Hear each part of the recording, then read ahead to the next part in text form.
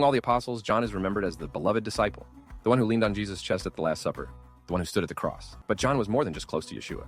He carried a vision for what the community of believers was meant to be: love, truth, and obedience to God's commands.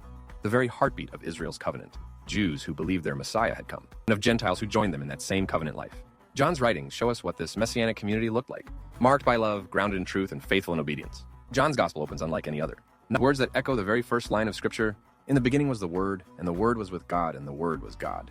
But to all who did receive him, to those who believed in his name, he gave the right to become children of God. At the Last Supper, Yeshua said, "By this everyone will know that you are my disciples if you love one another." Love was not a suggestion. It was the identifying mark of the first believers. And John never stopped repeating it. In his letter, he wrote, "Beloved, let us love one another, for love comes from God. Everyone who loves has been born of God and knows God." The same love that the Torah commanded. Love your neighbor as yourself. For John, love proved that the followers of Yeshua were living as true children of Israel. John didn't just write about love. He warned about deception. Whoever says, "I know him," but does not keep his commandments is a liar, and the truth is not in him. For John, obedience wasn't optional. Truth and commandments went hand in hand. Anyone who claimed faith in Messiah but ignored God's Torah was living a contradiction. Who is the liar? It is whoever denies that Jesus is the Messiah. Such a person is the Antichrist, denying the Father and the Son. Do you see the balance? Truth meant two things at once. Yeshua is the promised Messiah of Israel. God's commandments still matter. 1 John 5:3 says it plainly. This is love for God, to keep his commands, and his commands are not burdensome. And in Revelation, John looks ahead to the final days and describes the faithful ones like this. Here is the patience of the saints, those who keep the commandments of God and the faith of Jesus. That's the formula: commandments plus faith in Yeshua. Not one without the other, but both together. For John, obedience was not a burden.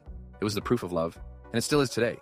Those who believe Yeshua is the Messiah, and those who keep God's commandments. The life of faith lived by the first believers, Messianic Jews who knew they were part of Israel's story, and Gentiles who were welcomed into that same family. For John, the community was never about buildings, titles, or power. It was about children of God walking together in love, truth, and obedience. On the island of Patmos, he receives a vision that pulls back the curtain on history itself. Revelation 7. Then I heard the number of those who were sealed, 144,000 from all the tribes of Israel. The future of God's plan is still rooted in Israel. The tribes are not erased. They are sealed. And then a great multitude appears. From every nation, tribe, people, and language, standing before the throne, worshiping the Lamb.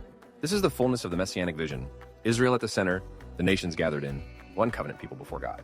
And in Revelation 14:12, John describes them with striking clarity. Here is the patience of the saints, those who keep the commandments of God and the faith of Jesus. That's the definition of the faithful in the last days. A people marked by love, truth, and obedience, standing faithful until the very end. So what did John see? Not the birth of a new religion, not a movement cut off from Israel.